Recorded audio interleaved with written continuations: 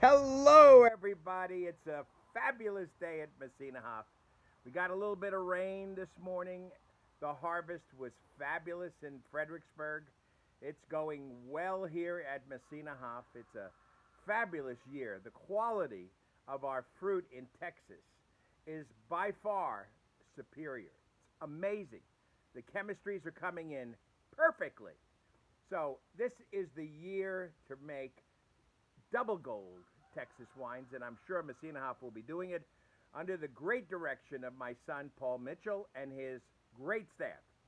So today we're going to explore the many faces of Muscat, an ancient grape we think is maybe been around since 800 BC.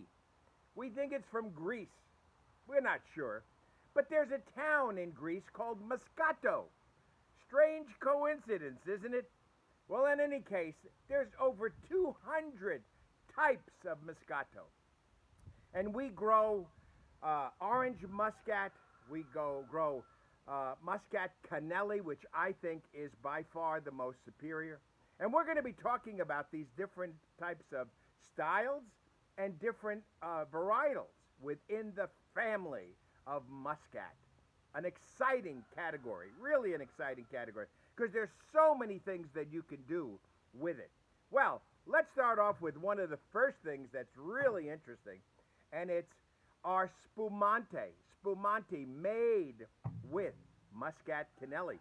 But a big difference between our spumante and the spumante made in the Piedmont region of Italy, where it's Asti, and that's where you get the name Asti Spumante because of the region. Well, ours is a method traditional. In other words, we ferment the second time in this bottle. So it is got more character, more interesting flavors than the traditional spumante, which the second fermentation occurs in a stainless steel tank under pressure, and then it's just transferred into the bottle and filtered. So ours has got a little bit more character, as we say.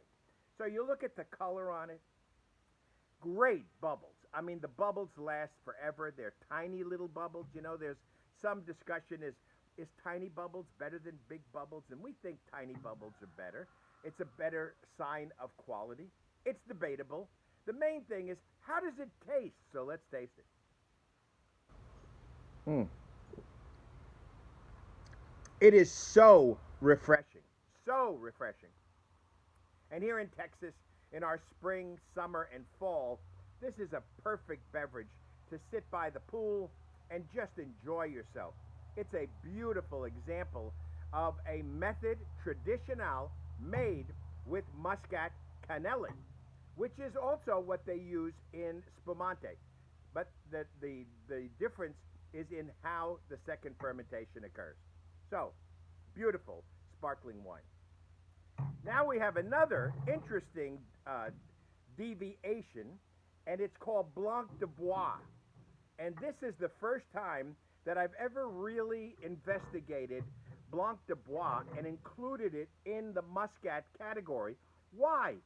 Two-thirds of Blanc de Bois is Muscat. It's the vinifera. It's got Hamburg and Golden Muscat, and then it's crossed with Florida varieties. And John Mortensen in 1968 made the cross, and in 1986 he released the vines.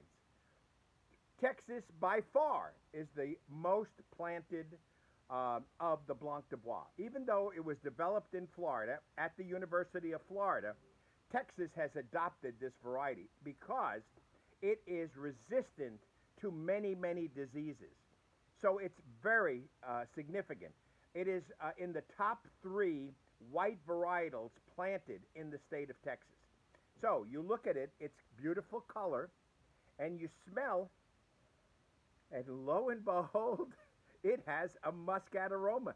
It's peaches, it's citrus, it's floral, and it can be made dry. It can be made semi-sweet, and it can be made sweet. And we make it just with a hint of sweetness. It's mostly dry, But let's taste it. Mm. It's almost like it's a cross between a dry Muscat and Sauvignon Blanc. It's got that beautiful character of fresh fruit and crispness. So, Blanc de Bois is actually in the family of Muscat. So remember that.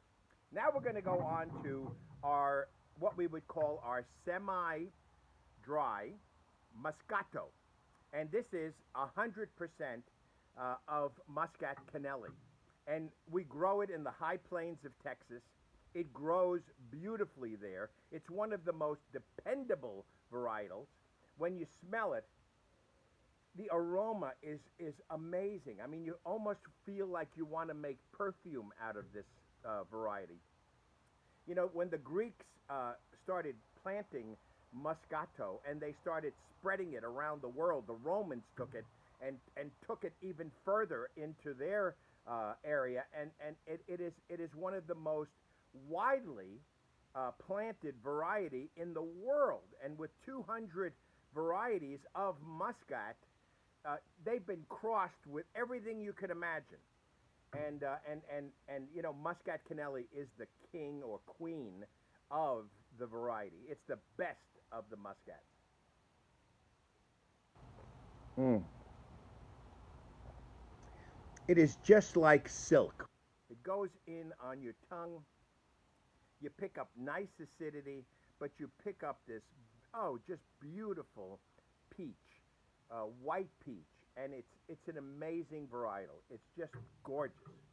Now we're going to go on to something that is very, very interesting because this is a combination. This is an orange muscat. And you think, okay, what is orange muscat? Orange muscat is actually a cross of muscat Canelli and Chasselas.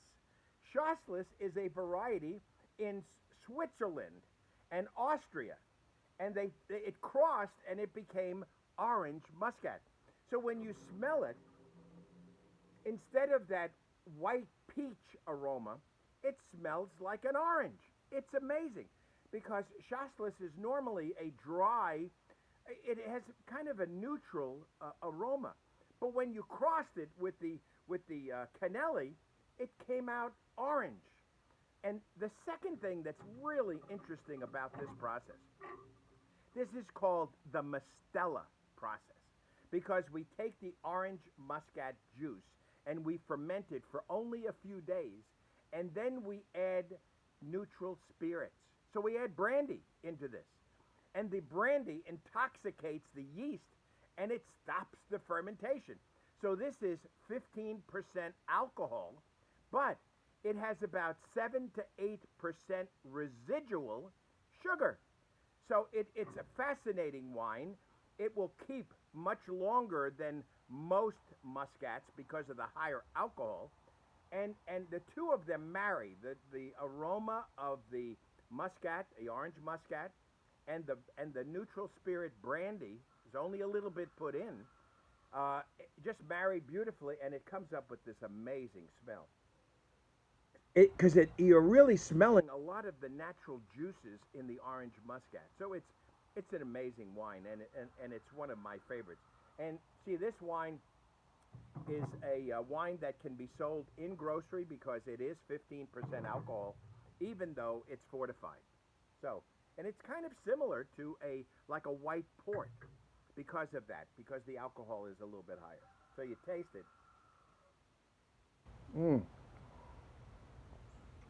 I mean, it tastes like I've got an open orange and I've poured some brandy over the orange, and now I'm eating the fresh fruit, and it is so divine. It is a beautiful, beautiful wine.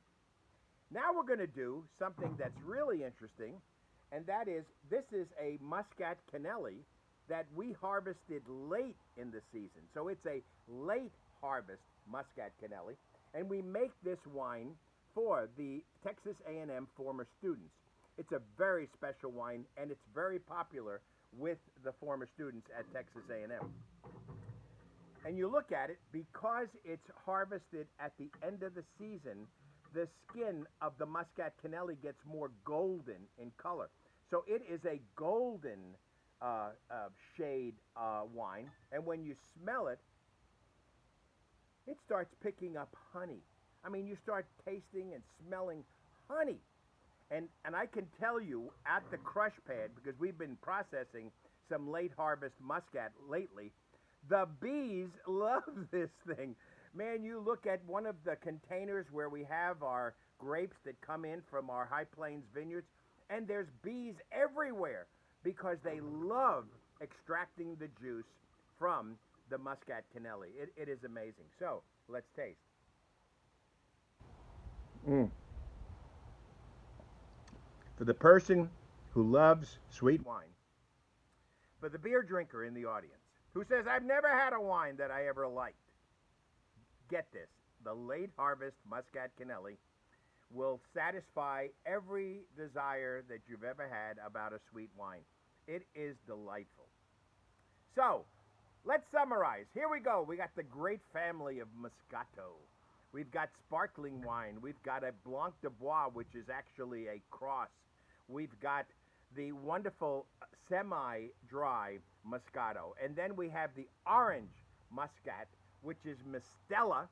And then we have the Aggie traditional late harvest Muscat for all those sweet Aggies in the audience. So, on behalf of all of us at Messina Hof, we are so thankful for you buying our wine and loving it. And we say congratulations to all, and God bless you all.